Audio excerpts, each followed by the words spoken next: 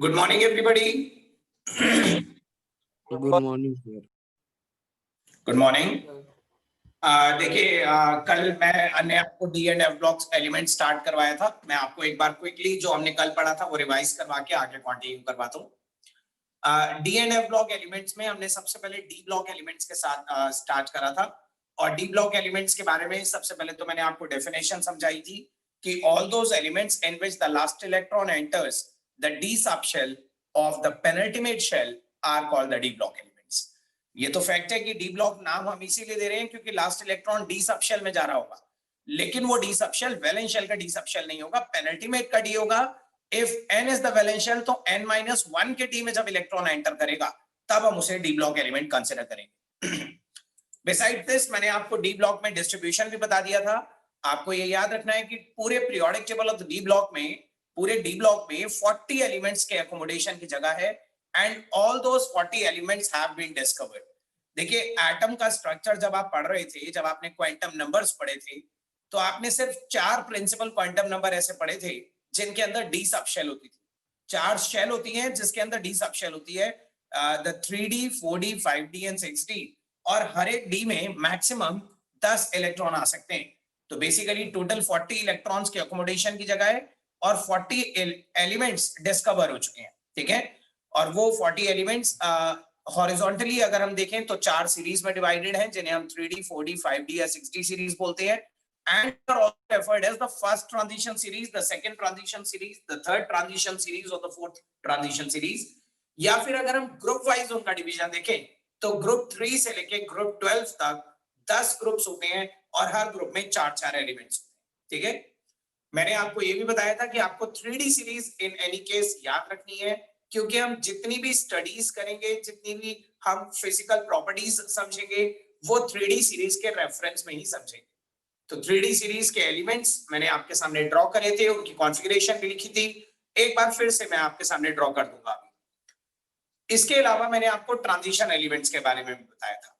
देखिए, transition elements के बारे में रिकॉल करने से पहले मैं 3D सीरीज के एलिमेंट्स एक बार फिर आपके सामने बना रहा हूं, ध्यान से देखिएगा।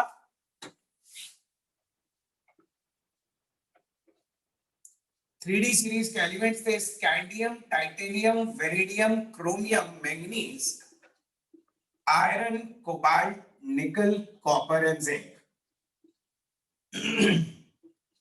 इसका एटॉमिक नंबर 21 था और इसकी वैलेंशियल कॉन्फ़िगरेशन आ रही थी 4s2 3d1। This was 4s2 3d2। ये था 4s2 3d3। फिर इसमें एक एक्सेप्शन आ गया था, this became 4s1 3d5। then 4s2 3d5,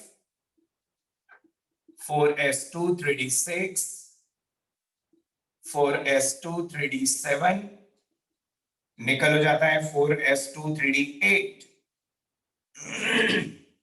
और ये हो जाता है 4s1 3d10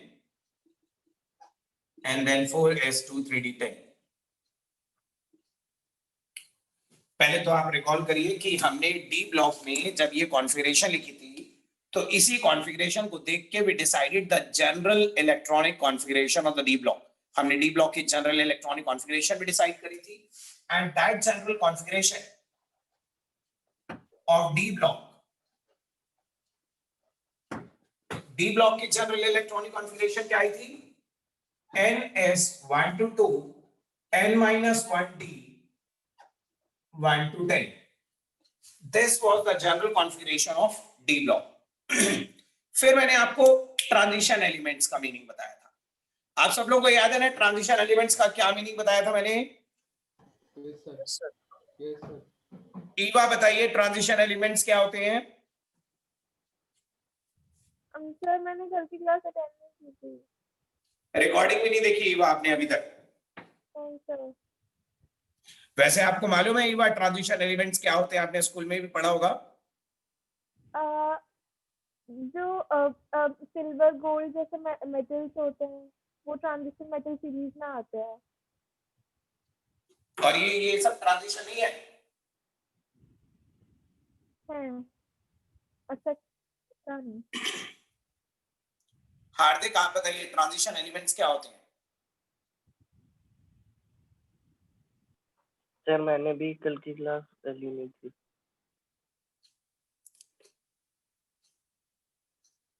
जानकार आप बताइए। So all those elements in which the partially filled D subshell is either present in its ground state or its common oxidation state. बिल्कुल ठीक बताया आपने। देखिए ईवा, हार्दिक और जो भी लोग कल की क्लास नहीं अटेंड कर पाए थे, ध्यान से सुनिएगा। Transition element is a very closely related term to d block element. D block से काफी क्लोजली रिलेटेड है, but the fact is that कि हर d block element transition element नहीं होता। सिर्फ उन डी ब्लॉक एलिमेंट को ट्रांजिशन एलिमेंट कहा जाता है जिनमें पार्शियली फिल्ड डी सबशेल होता है, either in their ground state or in their common oxidation state. देखिए ईवा और हार्दिक, मैं आपको एक बार फिर से समझाता हूं। आप ये बताइए डी में टोटल कितने इलेक्ट्रॉन्स आते हैं? हाँ बताइए ईवा, हार्दिक, आपसे पूछ रहा हूं। डी में कितने इलेक्ट्रॉन आते हैं टोटल? 10। और पार्शियली फिल्ड डी का क्या मतलब होता है हार्दिक?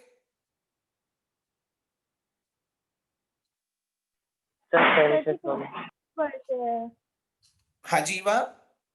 सर कि पूरे 10 फिल्ड नहीं होते हैं। हाँ, पार्शियली फिल्ड का मतलब है इनकम्प्लीटली फिल्ड। D1 से लेके D9 तक कुछ भी होगा वो पार्शियली फिल्ड माना जाएगा। आप बताइए D1 ये पार्शियली फिल्ड है, D2 ये भी पार्शियली फिल्ड है, और अब यहां तक देखिए ये सब पार्शियली फिल्ड है। निकल तक सब पार्शियली फिल्ड है। सिर्फ कॉपर में आपको कंप्लीटली फिल्ड नजर आ रहा है और जिंक में भी कंप्लीटली फिल्ड नजर आ रहा है। ये मैंने इनकी ग्राउंड स्टेट लिखी हुई है। लेकिन अगर हम कॉपर की कॉमन ऑक्सीडेशन स्टेट देखें, कॉपर 2+, तो कॉपर 2+ में ये कॉन्फ़िगरेशन क्या हो जाएगी ईवा?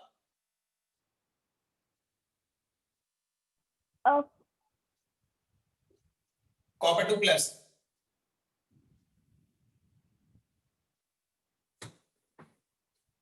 (4s03d9) तो क्या अभी ये पार्शियली फिल्ड हो गया? यस सर, हो गया। ठीक है ना। जिंक देखो, जिंक 4s2 3d10 है।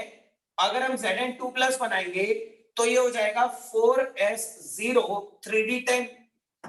ये अब भी कंप्लीटली फिल्ड है। तो जिंक एक ऐसा एलिमेंट है जो ना अपनी ग्राउंड स्टेट में पार्शियली फिल्ड डी अटेन कर पा रहा है और ना ही अपनी ऑक्सीडेशन स्टेट में पार्शियली फिल्ड डी अटेन कर पा रहा है। तो जिंक को हम ट्रांजिशन एलिमेंट नहीं मानेंगे। ट्रांजिशन एलिमेंट वो एलिमेंट होते हैं which contain the partially filled d subshells either in their ground state or at least in their common oxidation state। जो भी element partially field D subshell show करते हैं या तो अपनी ग्राउंड स्टेट में या अपनी कॉमन ऑक्सीडेशन स्टेट में, उन्हें हम ट्रांजिशन एलिमेंट्स मानते हैं। अच्छी तरह बताइए हार्दिक और ईवा और जो लोग भी कल एब्सेंट थे, क्या ट्रांजिशन एलिमेंट का मीनिंग समझ में आ गया? क्षितिज आप भी एब्सेंट थे मेरे ख्याल से। यस सर, आ गया। वीडियो देख लेती, नोट्स बनकर। क्षितिज क्लियर है ट्रांजिशन एलिमेंट क्या होते हैं? Yes sir.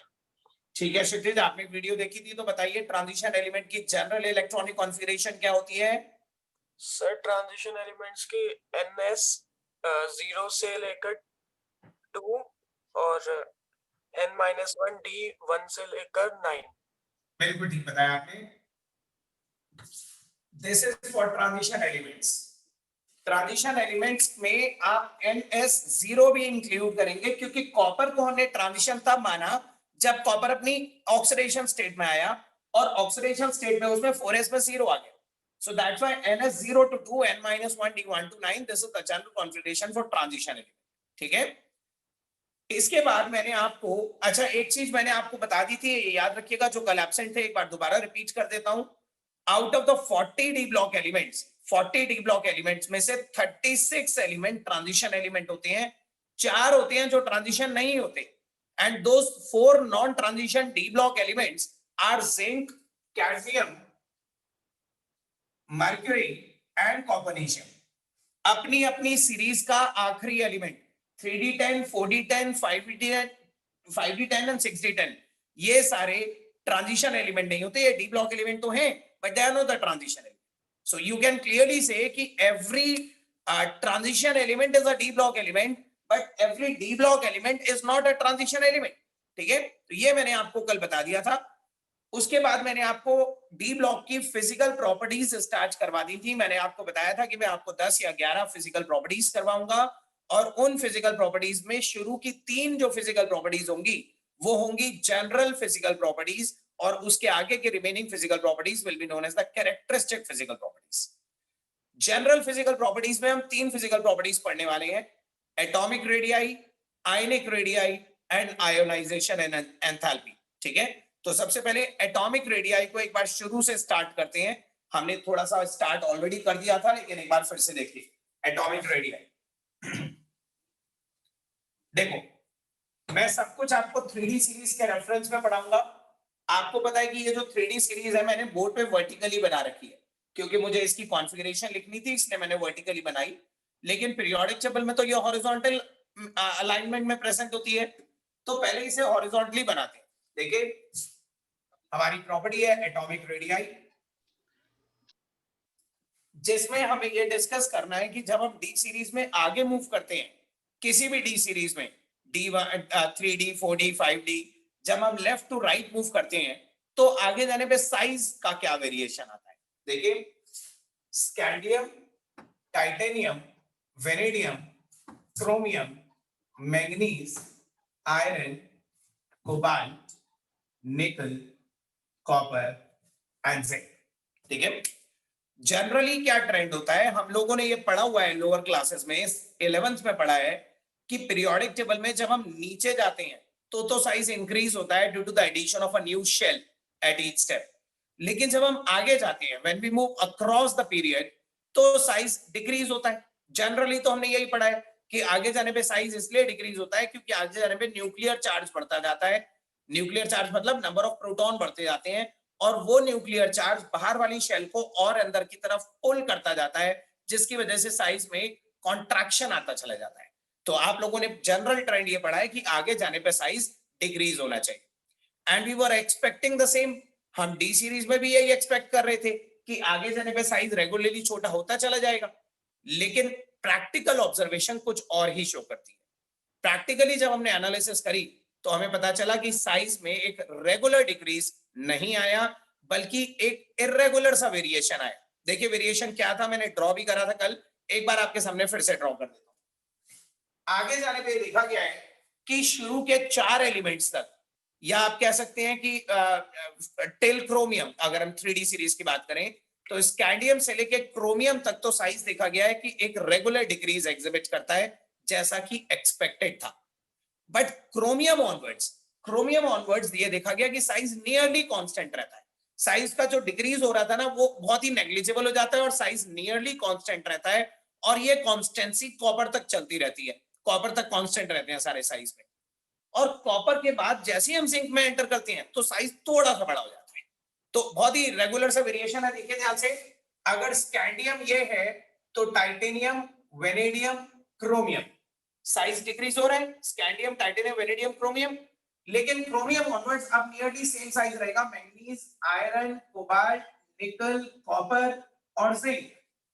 अब ये देखिए स्कैंडियम से क्रोमियम तक साइज में डिक्रीज हुआ है, ठीक है, डिक्रीज। फिर क्रोमियम से कॉपर तक ऑलमोस्ट कांस्टेंट रहा, यहां से यहां तक, और फिर अचानक से इंक्रीज हो गया। तो this is the actual variation which have been found in the D series, कि जब हम डी ब्लॉक में आगे मूव करते हैं तो साइज पहले तो मिडवे तक, या मिडवे भी मत बोलिए, शुरू के 4 एलिमेंट तक डिक्रीज होता है। उसके बाद till the second last element it remains almost constant, nearly constant रहता है, और लास्ट एलिमेंट में एंटर करते ही जरा सा बड़ा हो जाता है। हमें इस वेरिएशन को जस्टिफाई करना है, वी हैव टू एक्सप्लेन कि ऐसा क्यों हो रहा है। पहले आप लोग बताइए, आप में से किसी को भी आइडिया है, पढ़ा होगा आप लोगों ने कि ऐसा क्यों हो रहा है? कोई बताएगा? दिव्यांशी, गर्विता, आप लोग कल बोल रहे थे कि आपको याद आ गया है, ऐसा पढ़ा था। सर शील्डिंग इफेक्ट की वजह से। ठीक है, मैं डिटेल में एक्सप्लेन करूंगा आपको, लेकिन क्या आप मुझे बता सकते हैं कि शील्डिंग क्या होती है, शील्डिंग किसे कहते हैं?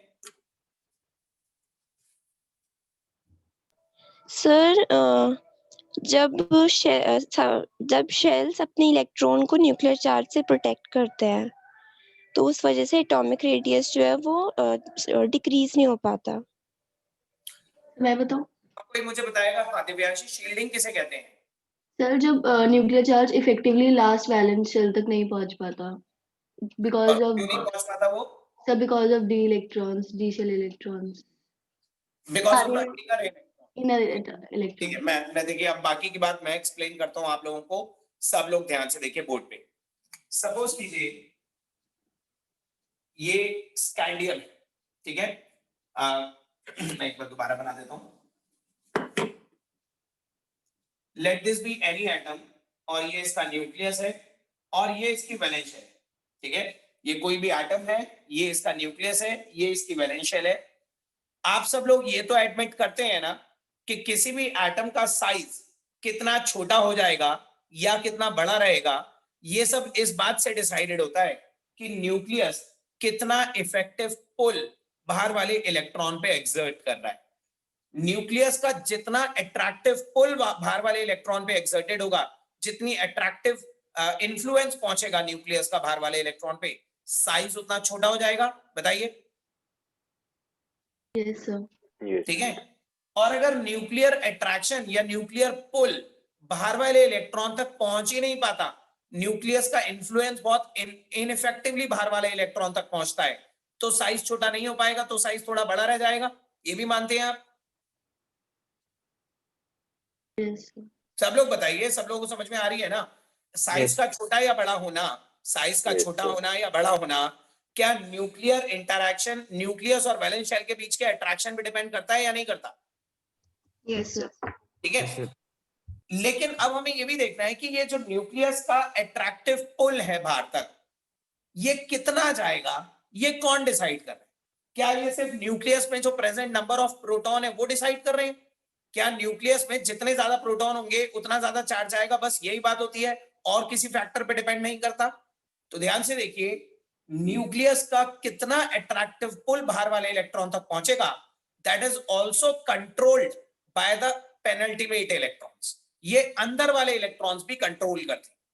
देखो अगर मैं स्कैंडियम की बात करूं, स्कैंडियम, तो ये सपोज करो 4s1 है, ठीक है। 4, आपको पता है स्कैंडियम में 4s2, ये सपोज करो 4s2 का इलेक्ट्रॉन है, this is the electron of the fourth shell, और 4 से अंदर है 3d, ठीक है। 3d में भी एक इलेक्ट्रॉन है, ठीक है। आप देखो जरा ध्यान से, आपको मालूम है ना कि डी ब्लॉक में, डी ब्लॉक एलिमेंट्स वो होते हैं जिनमें आखिरी इलेक्ट्रॉन अल्टीमेट में नहीं बढ़ता, पेनल्टीमेट में बढ़ता है। ये अल्टीमेट शेल है 4s, 4s में तो 2 इलेक्ट्रॉन फिक्स्ड है, ठीक है। ये जो अंदर वाली शेल है ना, इसमें इलेक्ट्रॉन बढ़ते जाएंगे। स्कैंडियम के केस में इसमें एक इलेक्ट्रॉन है, स्कैंडियम के केस में ये जो अंदर वाली 3d है, इसमें एक इलेक्ट्रॉन है। और ध्यान से देखिए, ये न्यूक्लियस का अट्रैक्टिव पुल बाहर वाले इलेक्ट्रॉन तक पहुंच रहा है। न्यूक्लियस अपने अट्रैक्टिव पुल से बाहर वाले इलेक्ट्रॉन को खींच रहा था, लेकिन पेनल्टीमेट शेल में जो प्रेजेंट डी इलेक्ट्रॉन है वो भी तो रिवॉल्व करते रहते हैं। और कई बार ऐसा होता है कि रिवॉल्व करते करते, मान लीजिए ये इलेक्ट्रॉन है, रिवॉल्व करते करते करते यहां या बीच में, अगर ये इनर इलेक्ट्रॉन रिवॉल्व करते करते बीच में आ जाएगा, exactly it will become collinear between the nucleus and the valence electron. तो जिस मूवमेंट पे ये तीनों कोलिनियर होंगे, जिस मूवमेंट पे ये तीनों एक लाइन में आ जाएंगे, उस वक्त न्यूक्लियस का पूरा इफेक्टिव चार्ज बाहर वाले इलेक्ट्रॉन तक नहीं पहुंच पाएगा, क्योंकि ये इनर इलेक्ट्रॉन चार्ज के बीच में एक ऑब्स्टेकल की तरह खड़ा हो गया, एक बैरियर की तरह खड़ा हो गया, ठीक है। ये चार्ज को शील्ड करेगा बाहर तक जाने से, चार्ज को स्क्रीन करेगा बाहर तक जाने से, ठीक है।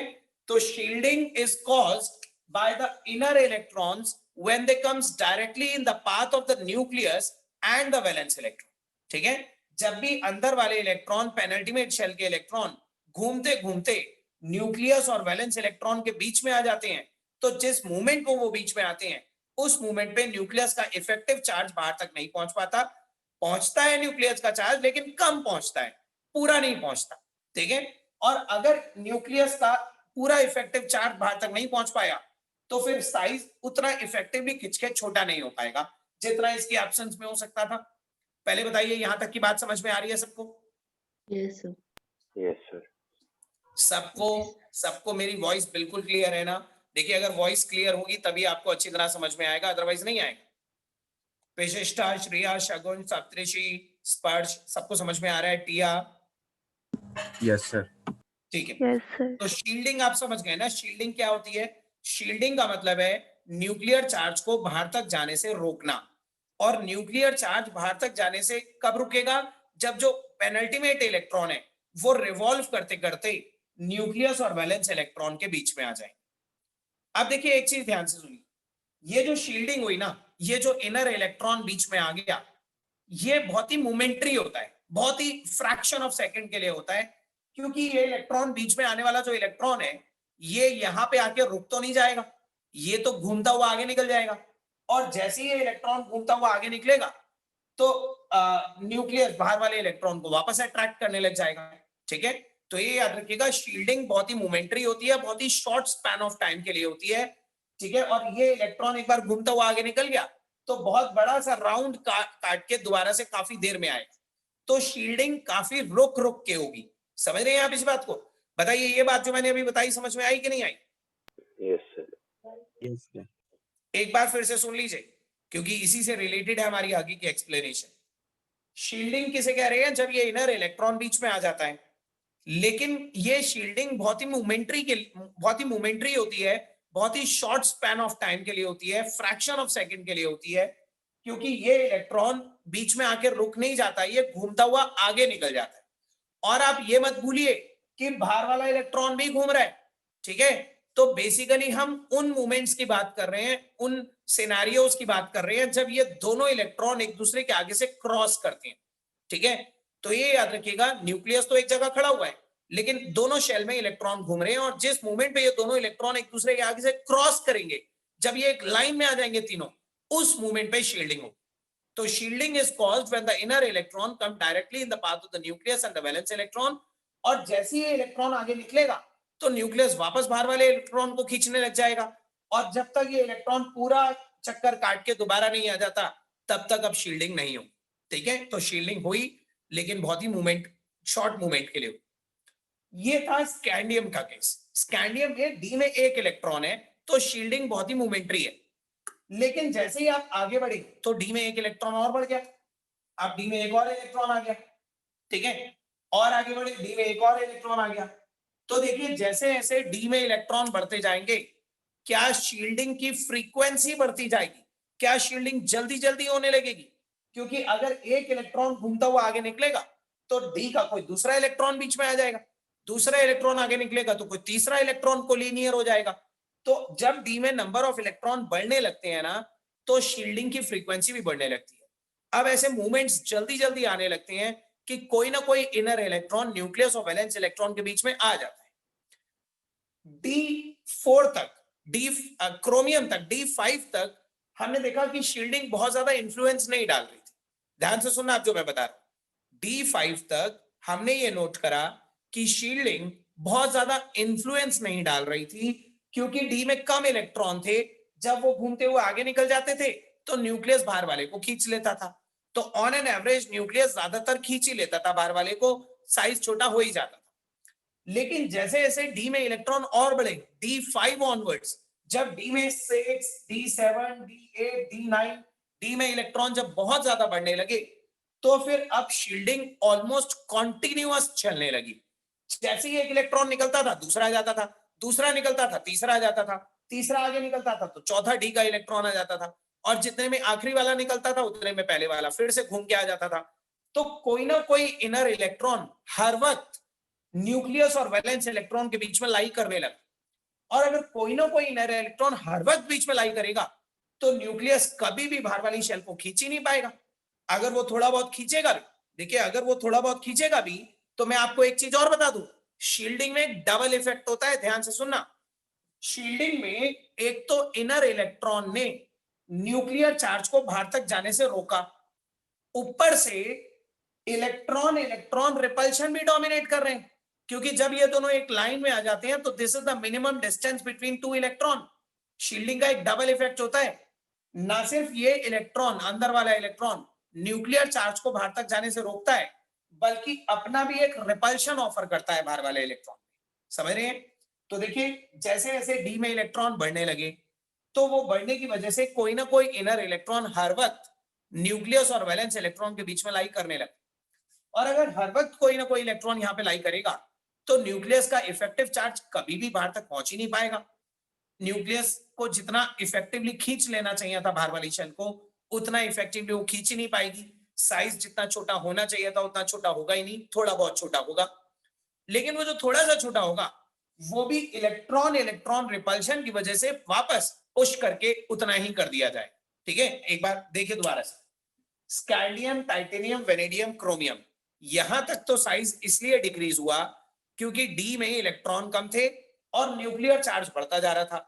21, 22, 23, 24 जैसे जैसा नंबर ऑफ प्रोटॉन बढ़ रहे थे, बाहर वाली शेल को अंदर खींचते जा रहे थे। डी में इलेक्ट्रॉन थे तो सही, लेकिन कम थे, बहुत ज्यादा इफेक्टिव शील्डिंग नहीं हो रही थी, वो घूमते हुए आगे निकल जाते थे और न्यूक्लियस बाहर वाले शेल को खींच लेता था। लेकिन क्रोमियम ऑनवर्ड्स, D5 ऑनवर्ड्स ये देखा गया कि अब D5 जब हो जाते हैं ना तो इतने सफिशिएंट नंबर ऑफ इलेक्ट्रॉन हो जाते हैं डी में कि कोई ना कोई इनर इलेक्ट्रॉन हर मोमेंट पे आपको न्यूक्लियस और वैलेंस इलेक्ट्रॉन के बीच में मिल ही जाएगा।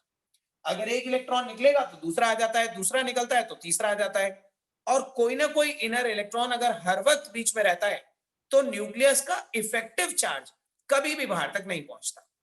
ऐसा नहीं है कि बिल्कुल भी नहीं पहुंचता, थोड़ा बहुत पहुंचेगा लेकिन इफेक्टिवली नहीं पहुंचेगा। साइज जितना छोटा होना चाहिए था उतना नहीं होगा, थोड़ा सा होगा। तो हमें लगा कि चलो थोड़ा सा तो होगा, थोड़ा सा छोटा तो होना चाहिए था, लेकिन वो छोटा होना ही बंद हो गया, कांस्टेंट हो गया।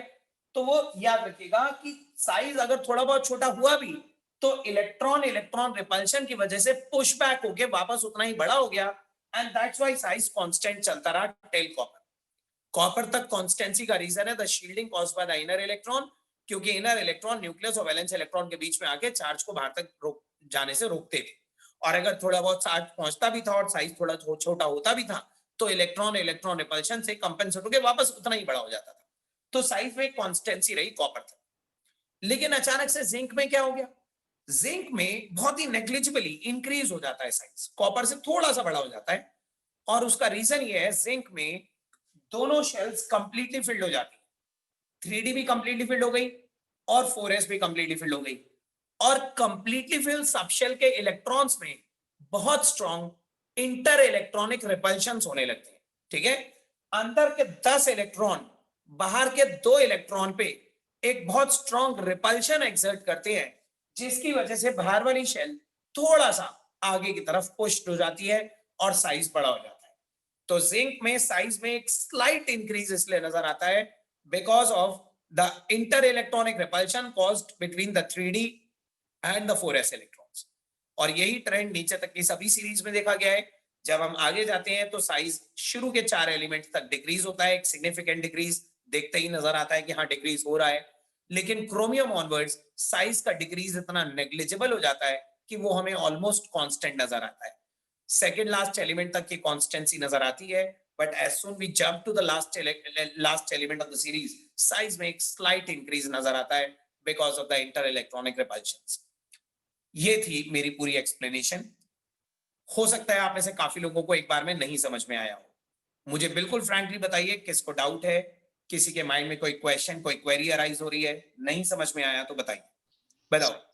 सर सर ये जो स्कैंडियम टाइटेनियम वाला था जिसमें पहले में डिक्रीज हो रहा था, तो पहले तो सर वो जो शील्डिंग इफेक्ट था वो कम हो रहा था ना, क्योंकि सिर्फ एक इलेक्ट्रॉन था डी में, तो स्कैंडियम का कम हो जाना चाहिए था ना, क्योंकि न्यूक्लियस ज्यादा अफेक्टिवली जो है वैलेंस इलेक्ट्रॉन उसे अच्छे से खींच लेगा, तो स्कैंडियम का और कम होना चाहिए था, टाइटेनियम का ज्यादा। किससे कम होना चाहिए था? अपने पिछले वाले से कम होना चाहिए था। तो अपने पिछले वाले से कम हुआ है, इसका आगे वालों से थोड़ा ना कम होगा। इसको अब इसके पीछे वाले से तो कंपेयर करोगे तो इसके जो भी पीछे एलिमेंट होगा उसके कंपैरिजन में तो कम हुआ है इसका। नहीं सर, मैं वैसे बोल रही थी कि यहाँ पर ये टाइटेनियम से कम नहीं होना चाहिए, क्योंकि इसमें डी में इसके 2 इलेक्ट्रॉन। नहीं नहीं नहीं नहीं, टाइटेनियम से कम क्यों होगा? आगे जाने पे तो न्यूक्लियर चार्ज बढ़ रहा है ना, इसमें कोई न्यूक्लियर चार्ज कम वो थोड़ी ना है। आप देखिए, जरा ध्यान से देखिए, न्यूक्लियर चार्ज को मत भूलिए ना। इसमें 21 प्रोटॉन है, इसमें 22 प्रोटॉन है, इसमें 23 प्रोटॉन है। कभी पीछे जाने पे साइज थोड़ी ना छोटा हो सकता है। आपको क्यों लग रहा है कि स्कैंडियम का साइज टाइटेनियम से छोटा हो? सर शील्डिंग इफेक्ट की वजह से उसमें मतलब ज्यादा होगा ना स्कैंडियम में, क्योंकि उसमें सिर्फ और सिर्फ डी में एक ही है। तो शील्डिंग जब ज्यादा होती है तो साइज छोटा होना मुश्किल हो जाता है, मतलब अट्रैक्ट नहीं हो पाता, न्यूक्लियस बाहर वाले इलेक्ट्रॉन को अट्रैक्ट नहीं कर पाता। क्या डाउट है दिशा, एक बार शुरू से बोलो सारी बात। यस सर, सर जो आपने बोला था ना, इसमें स्कैंडियम में डी के सबशेल में एक ही इलेक्ट्रॉन होता है, तो इसकी वजह से वो अफेक्टिवली खींच लेता है वैलेंस इलेक्ट्रॉन हाँ को। बिल्कुल ठीक है। उसके बाद जब वो टाइटेनियम पे जाता है तो 2 इलेक्ट्रॉन हो जाते हैं, जिसकी वजह से मोर अफेक्टिवली शील्डिंग हो जाती और छोटा हो है, जाता तो है। वो उसे टाइटेनियम छोटा क्यों हुआ ये समझ में आ गया? यस सर, पक्का आ गया टाइटेनियम छोटा क्यों हुआ? सोचो पहले अपने माइंड में। यस सर आ गया। ये और छोटा क्यों हुआ ये भी आ गया?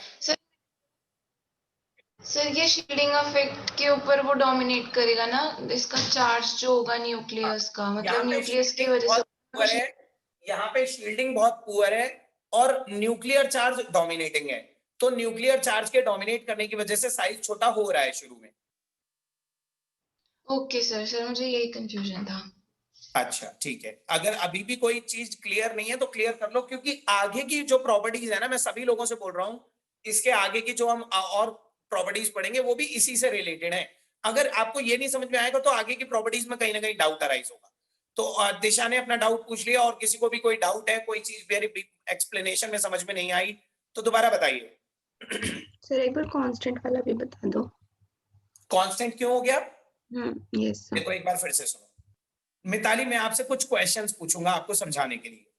मुझे ये बताइए कि शील्डिंग क्या होती है, ये तो आपको समझ में आ गया कि न्यूक्लियर चार्ज इफेक्टिवली बाहर तक नहीं पहुंच पाता क्योंकि बीच वाला इलेक्ट्रॉन न्यूक्लियर चार्ज को ब्लॉक करता है। आप मुझे मिताली ये बताइए कि जब ये बीच में इलेक्ट्रॉन आ जाता है तो क्या ये न्यूक्लियर चार्ज को 100% ब्लॉक कर देता है? No sir.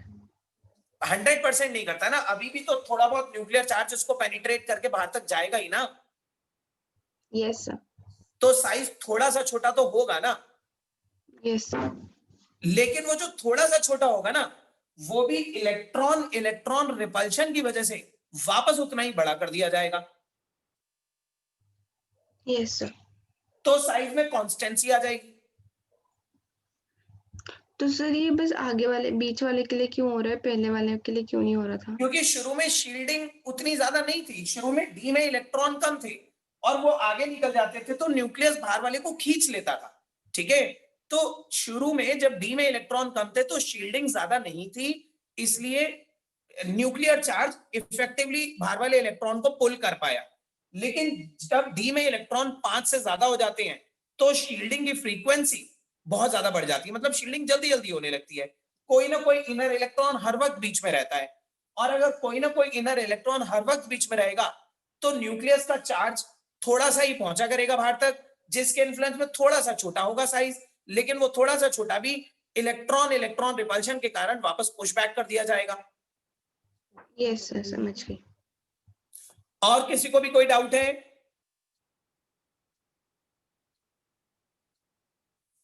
पक्का और किसी को डाउट नहीं है? देखिए मैं बार बार पूछ रहा हूं आपसे, अब आप नहीं बता रहे हैं तो आपकी गलती है।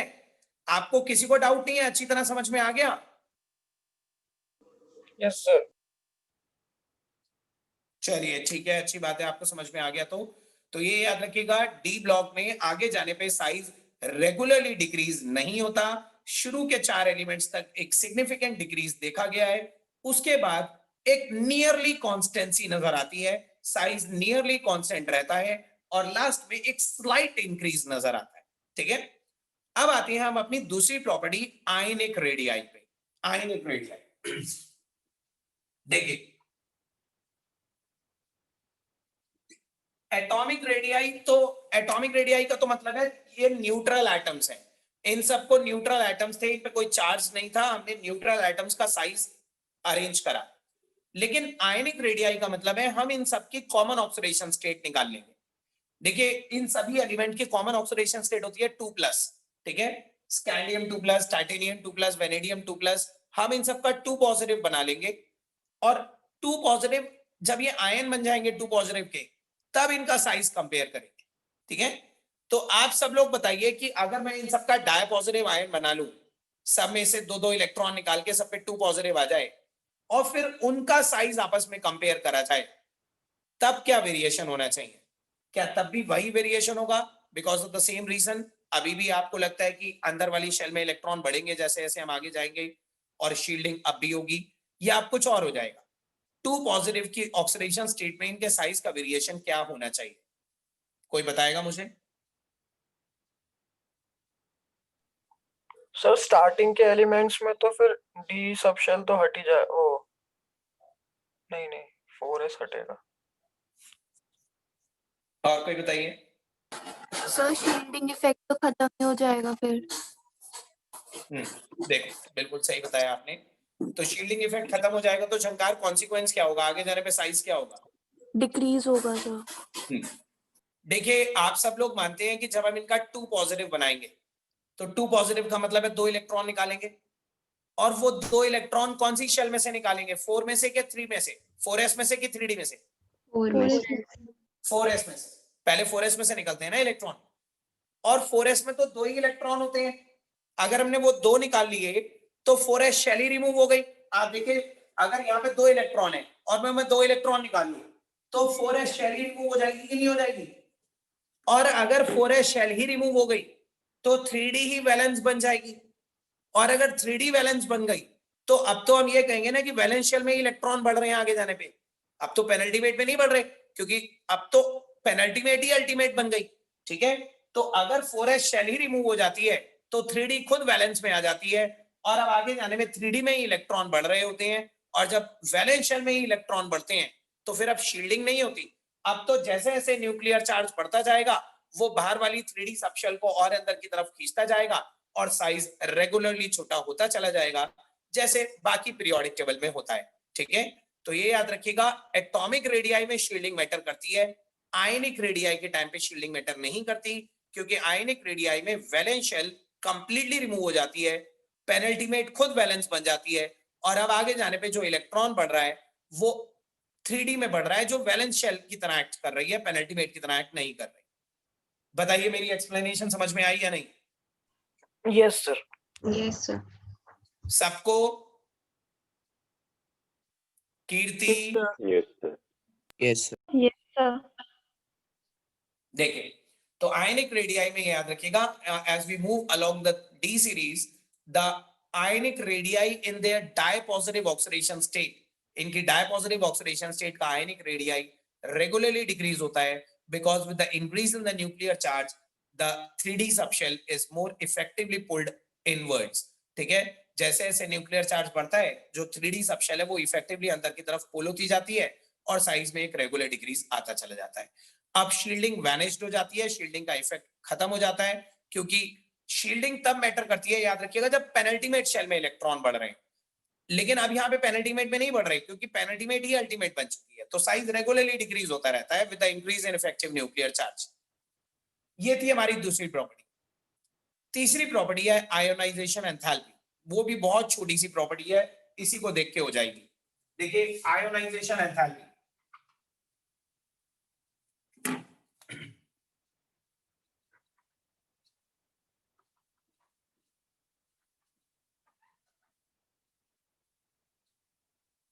आदित्य शाह ये बताइए आयोनाइजेशन एंथैल्पी किसे कहते हैं?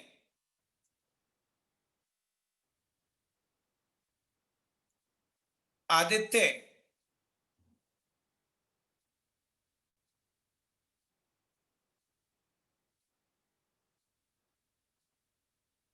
आदित्य शाह। सर जो एनर्जी चाहिए होती है वैलेंस सेल के इलेक्ट्रॉन को रिमूव करने के लिए। बिल्कुल ठीक बताया आपने, it is the energy required to remove an electron from the valence shell of an isolated gaseous atom. किसी भी आइसोलेटेड गैसियस एलिमेंट की वैलेंस शेल में से इलेक्ट्रॉन निकालने के लिए जो एनर्जी देनी पड़ती है that is called ionisation enthalpy. तो हार्दिक मुझे बताइए कि आयोनाइजेशन एंथैल्पी का जो साइन होता है वो नेगेटिव होता है कि पॉजिटिव होता है? Positive. पॉजिटिव होता है, because this is an endothermic process, energy देनी पड़ती है, the energy has to be added to the system. Endothermic process हमेशा पॉजिटिव होते हैं और एक्सोथर्मिक हमेशा नेगेटिव होते हैं। ठीक है, आयोनाइजेशन एंथैल्पी और साइज के बीच में क्या रिलेशनशिप होती है? डायरेक्ट या इनवर्स? इनवर्स। इनवर्स। ठीक है, देखिए एक बड़ा एटम है, एक छोटा एटम है, इसका ये न्यूक्लियस है, इसका इलेक्ट्रॉन, इसका ये न्यूक्लियस, ये इलेक्ट्रॉन।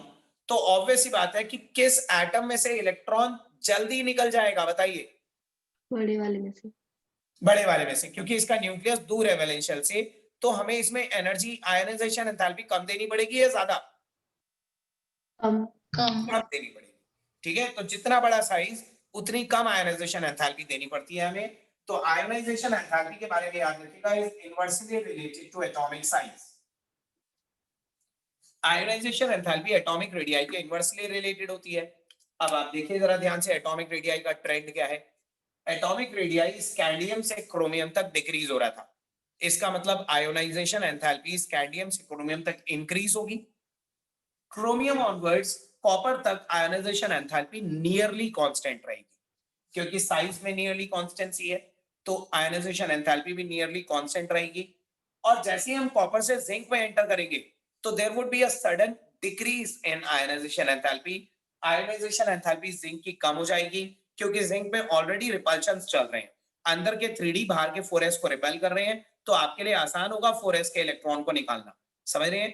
तो जो साइज का ट्रेंड नजर आ रहा है ना, बिल्कुल उसका उल्टा ट्रेंड आयोनाइजेशन एंथैल्पी का है। Ionization enthalpy will initially increase till chromium, it will remain constant till copper, and from copper to zinc it will suddenly decrease. और रीजन वही आयनाइजेशन, वो साइज वाला है। तो बताइए, आपको आयनाइजेशन एंथैल्पी भी समझ में आ गई? पक्का ना? क्षितिज कुछ पूछ रहे हो? हाँ सर, जिंक की ऐसे कितनी कम हो जाएगी, मतलब कि ज्यादा तो नहीं हो जाएगी स्कैंडियम टाइटेनियम और उनके कंपेरेबल? नहीं नहीं नहीं, सिर्फ कॉपर के कंपैरिजन में, और वो भी बहुत स्लाइट, अनएक्सपेक्टेड। जो मतलब हम ये कह रहे हैं कि जितना होना चाहिए था उतना नहीं हुआ, थोड़ा सा अनएक्सपेक्टेड हो गया। Okay sir. आप जरा ध्यान से सुनिए। अब आगे की जो प्रॉपर्टीज है ना, वो प्रॉपर्टीज हैं characteristic properties. Those are very important properties, confirm आएंगी आपको। ठीक है, देखिए हम जो नेक्स्ट प्रॉपर्टी स्टार्ट कर रहे हैं, the very first characteristic property is variable oxidation states. Variable oxidation states. देखिए, ऑक्सीडेशन स्टेट के बारे में तो मैं आपको कई बार पी ब्लॉक में बता चुका हूं कि जब भी कोई एलिमेंट केमिकल बॉन्डिंग में पार्टिसिपेट करता है, तो वो कुछ इलेक्ट्रॉन को लूज, गेन या शेयर करता है, और उसकी वजह से उस पर जो चार्ज आ जाता है, उस चार्ज को ऑक्सीडेशन स्टेट कहते हैं। एक जनरल ट्रेंड हम लोगों ने यह भी पढ़ा है कि किसी भी एलिमेंट के वैलेंस इलेक्ट्रॉन्स बॉन्डिंग में पार्टिसिपेट करते हैं। ठीक है, अब यहां पे देखते हैं क्या है।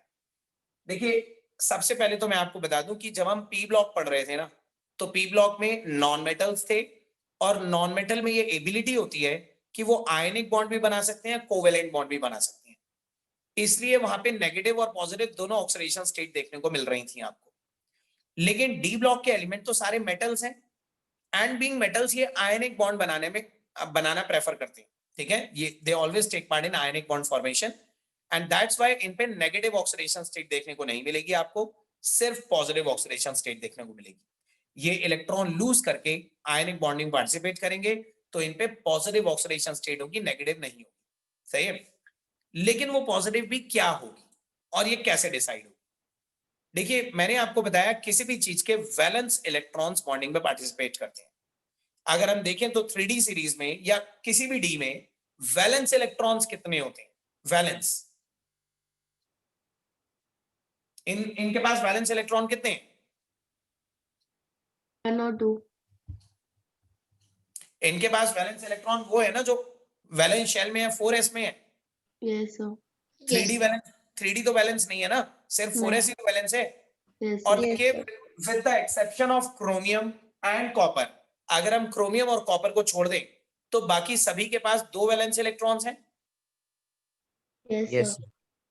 और क्योंकि वैलेंस इलेक्ट्रॉन बॉन्डिंग में पार्टिसिपेट करते हैं, तो हमें लगता है कि इनके ये 2 इलेक्ट्रॉन लूज हो जाएंगे, और आयनिक बॉन्ड फॉर्मेशन में पार्टिसिपेट करते वक्त ये +2 की ऑक्सीडेशन स्टेट शो करेंगे। सो क्योंकि सिर्फ वैलेंस इलेक्ट्रॉन ही बॉन्डिंग पार्टिसिपेट करने चाहिए और इनके पास 2 वैलेंस इलेक्ट्रॉन है, so that's why we expect the +2 as the common oxidation state that should be exhibited by all the family members. हम expect क्या करते हैं पहले वो देखिए, ध्यान से देखिएगा बोर्ड पे. We expect +2 +2 +2 +1 +2 +2 +2 +2 +1 +2. This is what we expect.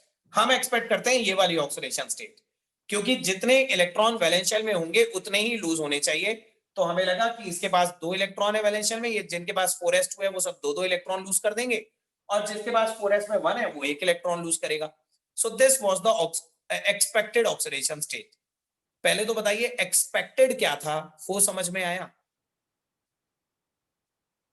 Yes sir. Yes sir.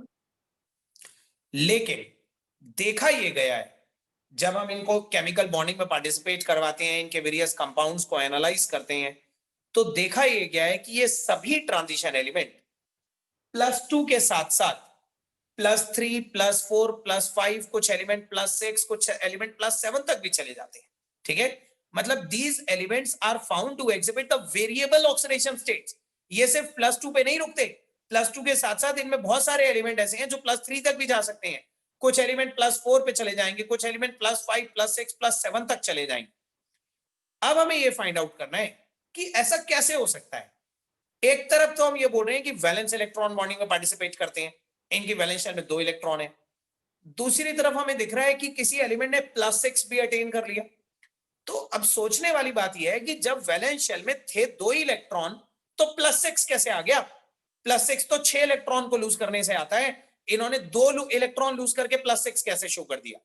तो ये +2 के ऊपर अगर कुछ भी शो कर रहे हैं तो कैसे शो कर रहे हैं? ठीक है, तो हायर ऑक्सीडेशन स्टेट क्यों एग्जिबिटेड हो पा रही है वो हमें समझना है. तो देखिए, ऑल्दो हम लोग ये पढ़ते हैं कि किसी भी चीज के वैलेंस इलेक्ट्रॉन्स बॉन्डिंग में पार्टिसिपेट करते हैं, लेकिन D block elements are the exceptions. D block element में ये देखा गया है कि along with the valence ns electrons, the inner n-1d electrons can also take part in chemical bonding because they are nearly similar in energy. ns और n-1d subshell की जो energies होती है ना, उनमें बहुत ज्यादा डिफरेंस नहीं होता. They are nearly similar in energy, almost similar in energy. तो जितनी एनर्जी 4s के इलेक्ट्रॉन को बॉन्डिंग में पार्टिसिपेट करने के लिए चाहिए ना, उतनी ही एनर्जी लगभग 3d के इलेक्ट्रॉन को भी बॉन्डिंग में पार्टिसिपेट करने के लिए चाहिए. तो ये अगर चाहें तो अपने 3d के इलेक्ट्रॉन्स को भी बाहर लूज करवा सकते हैं या बॉन्डिंग में पार्टिसिपेट करवा सकते हैं. सही है. सो ये देखा गया है कि 4s तो पार्टिसिपेट करेगा ही करेगा, 4s तो वैलेंस है, वैलेंस की तो नेचर होती है कि वो पार्टिसिपेट करेगा ही करेगा. लेकिन इनमें ये एबिलिटी है कि अगर ये चाहें तो ये 4s के साथ साथ अंदर के 3d इलेक्ट्रॉन्स को भी लूज कर सकते हैं, क्योंकि 3d इलेक्ट्रॉन्स और 4s इलेक्ट्रॉन्स की एनर्जी में बहुत ज्यादा डिफरेंस नहीं होता. सही है. So along with the 4s electron they can also use the 3d electrons during chemical bonding because of the nearly similar energy of the 4s and the 3d. या आप कह सकते हैं because of the nearly similar energy of ns and n-1d subshell. पहले बताइए इतनी बात समझ में आई? अभी तो बहुत बड़ी प्रॉपर्टी है, ये पूरी डिटेल में एक्सप्लेन करूंगा, लेकिन आपको मेन बात समझ में आई कि ट्रांजिशन एलिमेंट वेरिएबिलिटी क्यों शो कर रहे हैं? Yes sir. क्यों शो कर रहे हैं दिव्यांशी, एक बार फिर बताइए. सर क्योंकि वैलेंस शेल के साथ उनके n-1d के इलेक्ट्रॉन भी पार्टिसिपेट कर सकते हैं बॉन्डिंग में. और क्यों कर सकते हैं? क्यों कर सकते हैं? क्योंकि वो नियरली सेम एनर्जी के होते हैं. Because of their nearly similar energy. ठीक है, ये बात भूल गए थे आप. ठीक है, तो नियरली सिमिलर एनर्जी की वजह से ये भी बॉन्डिंग में पार्टिसिपेट कर सकते हैं. तो देखा ये गया है कि इनमें +2 के साथ साथ कुछ और भी ऑक्सीडेशन स्टेट्स एग्जिबिटेड होती हैं. अब वो ऑक्सीडेशन स्टेट्स पढ़ाने में लगेगा टाइम, तो वो हम कल सुबह की क्लास में कंटिन्यू करेंगे. आज आप लोग इतना कर लीजिए. ठीक है, थैंक यू सर.